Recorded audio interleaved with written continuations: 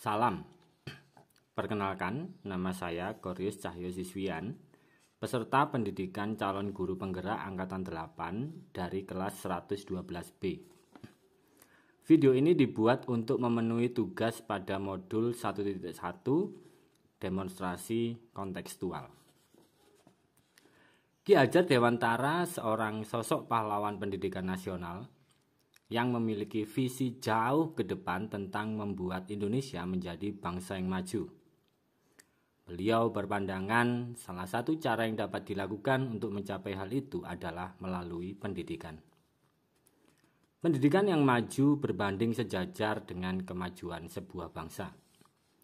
Pandangan Ki Hajar Dewantara dituangkannya secara utuh melalui pemikiran filosofis yang hingga sekarang dapat kita pelajari dan kita terapkan secara nyata.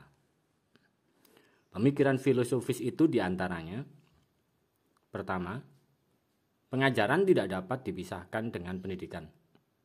Pengajaran dalam pemikiran Ki Hajar Dewantara bagaikan menuntun, yang artinya kita sebagai pendidik memberikan teladan dan panutan yang akan membawa peserta didik ke jalan yang benar menuju titik keselamatan dan kebahagiaan setinggi-tingginya.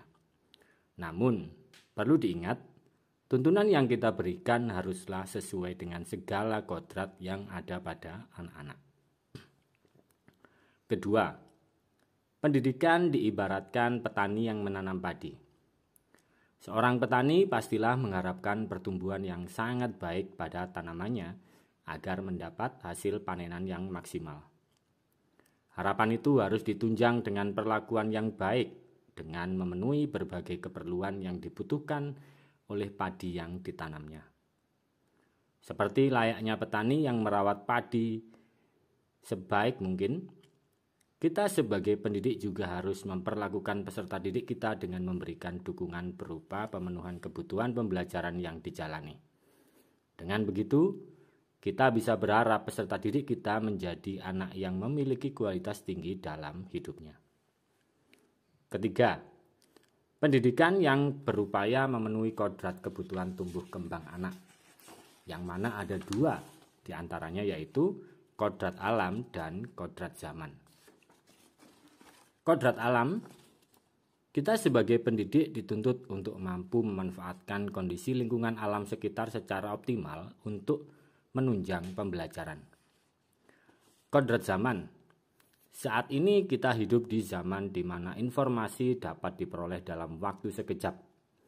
Kemajuan teknologi mampu mempercepat akses ilmu pengetahuan. Oleh karena itu, kita sebagai pendidik juga harus dapat memberikan arahan dan juga menanamkan kepada peserta didik kita perlunya kebijaksanaan dalam pemanfaatannya, agar dapat mengambil sisi baik sebanyak-banyaknya dan menyingkirkan dampak buruknya. Keempat, setiap anak memiliki sifat bawaan yang dia peroleh dari latar belakangnya, baik itu keluarga, lingkungan, adat istiadat, dan lain sebagainya. Kita sebagai pendidik harus memberikan pembiasaan budi pekerti yang memperkuat karakter bawaannya yang positif untuk mengaburkan karakter dasar yang negatif, karena karakter tidak dapat diubah. Yang terakhir, peserta didik kita hidupnya dipenuhi dengan bermain. Melalui kegiatan bermain ini, kegembiraan muncul dari dalam diri mereka. Mengetahui hal ini, kita sebagai pendidik harus bisa membuka mata dan menyadarinya secara penuh. Oleh karena itu, pembelajaran yang kita berikan haruslah bisa menghadirkan kegembiraan, sehingga mereka akan mendapatkan pengalaman dalam belajar yang berkesan dan dapat menancap dalam hati dan pikirannya dalam waktu yang lama. Untuk menutup video ini, kita juga harus ingat trilogi pendidikan Ki Hajar Dewantara.